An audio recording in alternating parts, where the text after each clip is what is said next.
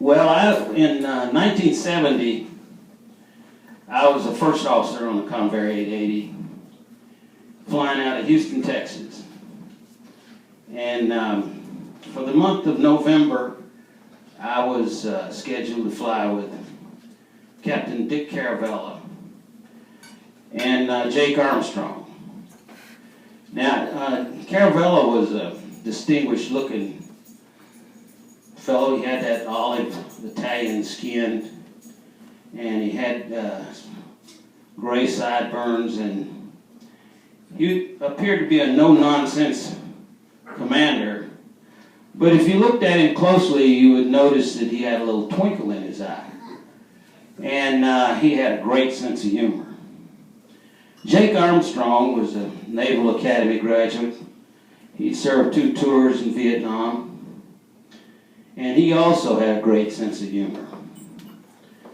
Now, on our first trip together, on the second day, we came through Dallas on the way to Atlanta. And when we landed in Dallas, we were supposed to switch flight attendants. And our flight attendants that we were supposed to get no-showed. And the airplane, it was just a misconnect. And so we got all brand new flight attendants right out of school. They were reserved, they called in. So Dick and I were watching them scurry around in a half panic and trying to figure out what maybe we might do to entertain ourselves. And we came up with a couple little things. And after takeoff, the flight attendant was designated as the A-line. Now, the A-line is just a flight attendant that's in charge of the other flight attendants back there. In this case, she may have had 1 day seniority over the rest of them. But nevertheless, she was the A-line. She came up, she introduced herself, and asked us if we wanted anything to drink. And so we gave her a drink orders, and Dick looked over at Jake, and he kind of winked at him, and he says, "Jake, I want you to check to see if there's anybody in the laboratory." And Jake had on his engineer's panel, he had a little light, this little can light that was about the size of I guess a tomato paste can. And when that light wasn't on, it just looked like any other of 1,000 gadgets that Judy didn't understand. And he put his eye on that light and he swiveled it around a little bit, and finally he turned back around and says, "No, sir, there's not anybody in there right now." And she looked at this with a lot of interest. And so she says, "You mean you can see in the bathroom?" And Caravella says, "Now, Judy, don't get upset. This is a safety item. We got to know if there's somebody in there doing something they're not supposed to do, or if there's somebody that's sick or something like that. We have to be able to look in there." And so Judy looked at Jake and she says, "I was just in there." And Jake kind of looked at the floor in a low voice. He says, "Yes, I know." Well, she was red-faced. She left the cockpit. And we weren't sure we were going to get our drinks back. But we thought about what else she might believe. And before we had a chance to flesh anything in, she was back in there with her drinks. And all of us looked very serious, and Dick said, "Judy, close the door. I need to talk to you." And she says, "Is something wrong?" He says, "Yes, there is. Steve and I have been wondering why we've never flown together before. And it turns out that we're both takeoff pilots." And she says, well, what does that mean?" And he says, "Well, it means that we were trained as takeoff pilot And we weren't ever trained as a landing pilot. We don't have a landing pilot on board. And she says, well, you can land it if you have to, can't you? And he says, well, I don't know if I can or not. He says, it's been a long time since I've landed an airplane. He says, Steve, how long has it been since you've landed one? And I said, I've never landed one. I always was trained as a takeoff pilot. So she says, well, what are you going to do? Well, with this, Dick started getting out of his seat. And I didn't really know what he was doing. But when one pilot gets out of the seat and it triggers a high altitude oxygen regulation. And the other pilot has to wear an oxygen mask as a safety precaution. So I reached up and I got my oxygen mask and put it on. And then I realized what he was doing. The airplane has speakers in the cockpit, and all the communications that are transmitted can be heard by everybody in the cockpit. And we transmit through a handheld microphone. And so when he went back to the engineer's panel, he picked up the engineer's mic to talk. Well, when I put on the oxygen mask, it has a microphone in it also, but you can't see anybody talk because of the mask. And so Dick did a couple of little flipping around the switches so that she couldn't tell exactly what he was doing, and he turned the radio to intercom so that you could only hear it in the cockpit. And then I did the same thing so that you could only hear me in the cockpit. So he says, then he calls, he says, Atlanta radio, this is Delta 892, over.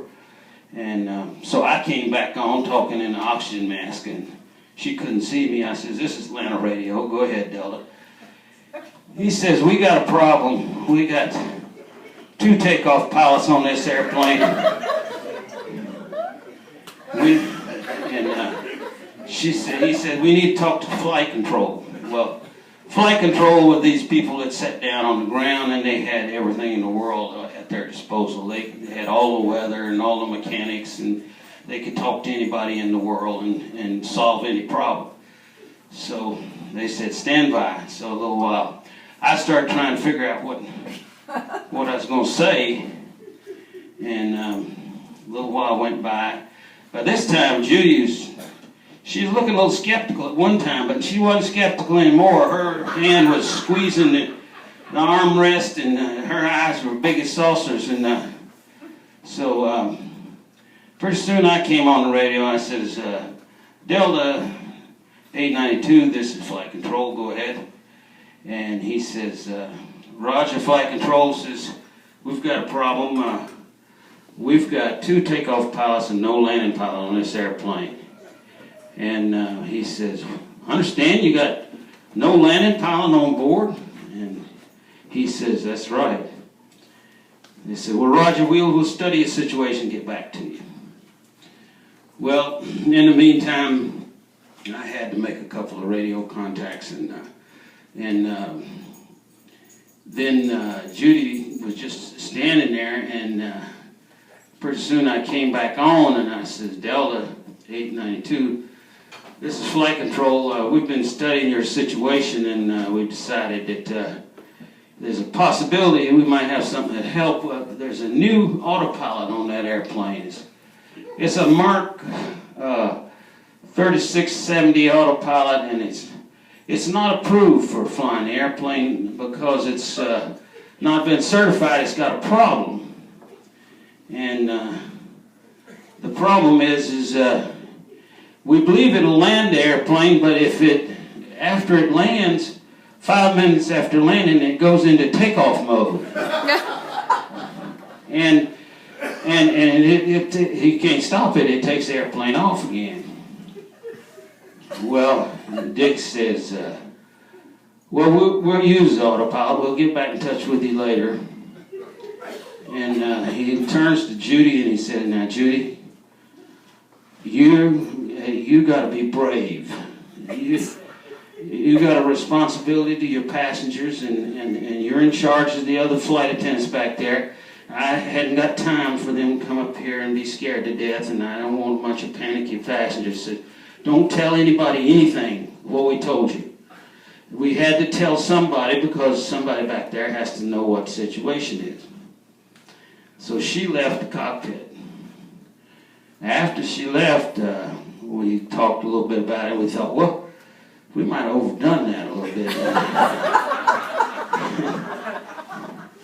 And Jake gets up and he looks through the peephole in the door and he says, you know, they're all acting as normal as you could expect. He says, I think they got to talking about it and they figured it out. So we said, okay. So we went on towards Atlanta, and about 20 minutes before we got to our letdown point to start descending to Atlanta, the flight attendant from the back of the airplane came up. And her name was Diane. And she walked in and she says, I'm Diane from the back. I want to see what it looks like up here. Yeah, well, just as she had walked in the cockpit, I had dropped my pencil right by the yoke. And I was reaching down, I bent over reaching down, scratching for my pencil. And when I sat up, the lens fell out of my sunglasses. And I turned and looked at her with one lens in and one lens out. And she pointed at me and she says, you've got one eye lens is not in.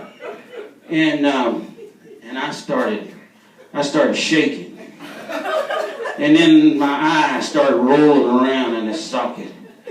And Dick looked at her and says, oh, no, you can't say anything about that. He said, that's you're going to really upset him. And so she said, well, I'm sorry. I didn't know there was anything wrong with him. And he says, no, you've really done it. You just don't say something's wrong with him. Don't say you're sorry. And then I started shaking violently. And I even put my hand on the yoke and I shook it, and you could feel the airplane vibrating. It overpowered the autopilot just a little bit. And I rolled my eye around in my head, and so Dick says, you got to leave because I got to calm him down. And so she just took off to the back of the airplane. And so after we landed, Judy didn't get out of her seat. And the rest of the flight attendants got up and started doing their duties, and she just sat there. And come to find out, Judy hadn't told anybody anything. And so she sat there for a while, and all of a sudden she jumps up out of her jump seat and starts waving at everybody and says, sit down, we're going into the takeoff mode. We're going into the takeoff mode. Everybody sit down. And so the other two flight attendants looked at her like, well, God, what's the matter with this girl? But Diane looked at her with fear. And Diane, this was like one flew over the cuckoo nest, man. She thought Judy was crazy too. And so after we got to the gate, Judy opened the cockpit door. Well, she, sometime during the taxi-in, and we didn't go into the takeoff mode, she figured that she figured it out, and she went on about her business doing her duty. And when we pulled into the gate, the door flew open, and she says, y'all got to do something. I don't know what you've done to Diane, but she says she's going to get off the airplane and never fly again. So Dick jumps out of his seat, and as the door opened, Diane flew out, and he flew out right after her. And so I did the engine shutdown checklist, and as soon as I got through, I went out. Passengers are still getting off, and Dick had Diane over in the corner, and he says, Steve, come here a minute, come here. He says, show your eyes, show your eyes. See, look, Diana. He says, they're not rolling, they're not rolling. He's not shaking, he's not crazy. And so, finally, after about 5 minutes, we calmed her down, and she agreed that it was a joke. And she then came back on the airplane and had a long career with Delta. So, that's the first story in first chapter in Wheels Up, Sky Jinks for the Jet Age. So I'll sign some books now.